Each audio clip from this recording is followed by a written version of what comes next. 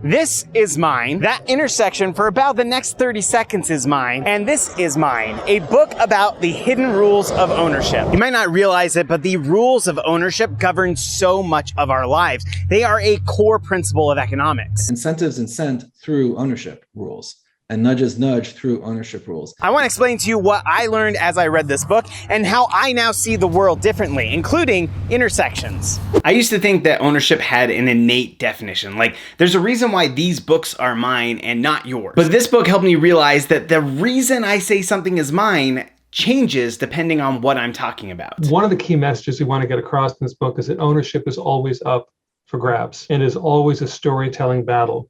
And the story you tell depends on who you are, where you are, and when you are. The book highlights 6 stories or reasons that we use to claim ownership. There's first in time. I was the first one to say it's mine. There's possession. I'm the one who has it right now. Attachment is one we use when it's connected to something else we own. Or labor is one that we use when we did something to help make that. Self-ownership is when I say, I own myself. And inheritance is when I say, my family gave it to me. These are 6 stories that often compete with each other to say who owns what. Ownership is about who can tell the most compelling story. And in fact, many compelling stories are based on conflicts over ownership. It might be a running joke, like who owns the Black Pearl?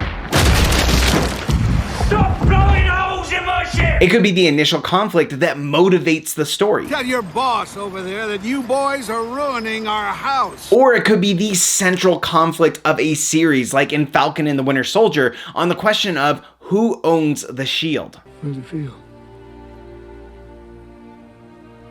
Like it's someone else's. Thanks to Brett for pointing out that last one in the Market Power Book Club. This was the first book that we read, and we have a whole discussion board dedicated to the books that we read. If you're interested in joining, go ahead and sign up for my newsletter. Once you understand ownership, how can you use it? One unexpected place you encounter ownership design almost on a daily basis is at intersections. This space behind me is the intersection of 2 roads, and that makes it a conflict of ownership.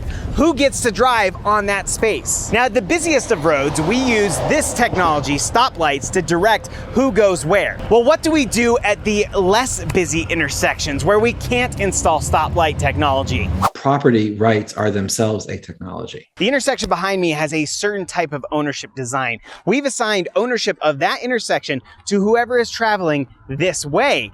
These people don't have to stop behind me because they own that part of the road. But if you were to come up this way, you would have to stop at this sign because you do not own that intersection. Now, this intersection behind me is just up the street from that last one, but the ownership design is different. This is a 4-way or all-way stop, which means traffic in all directions must stop when they get to this intersection. Ownership of this space is determined by first in time. Whoever arrives at this intersection first is the first one who gets to go through. There's nothing inherent about these intersections that determines ownership. Ownership has been designed according to whatever is best for the surrounding conditions. In fact, the ownership of these 2 intersections that I'm talking about has just recently changed. You know, we have rocket engineering and we have property engineering or ownership engineering, and they're constantly evolving. So why has the ownership design recently changed? Well, because this intersection behind me is right next to the entrance of an elementary school. They have engineered ownership here to protect children. So now that you're interested in ownership engineering, what are some possible areas that we could use more of it?